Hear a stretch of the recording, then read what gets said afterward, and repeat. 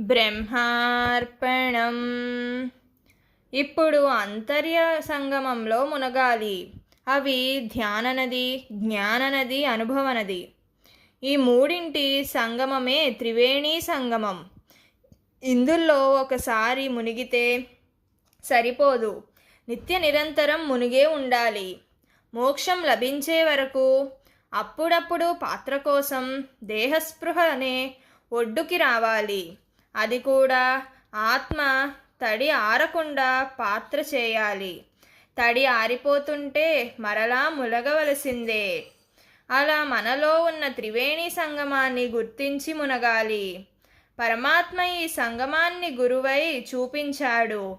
ఇక పరమాత్మ కానీ గురువు కానీ ఇక చేయవలసింది ఏమీ లేదు. మనకి పిలుపు వచ్చేదాకా స్నానం చేస్తూ ఉండడమే. చివరికి మన పాపపుణ్య రూపమైన జీవుడు వాడి యొక్క ఉనికి నశించి త్రివేణీ సంగమంలో సమానమైపోతాం. అదే మోక్షం. బ్రహ్మార్పణం.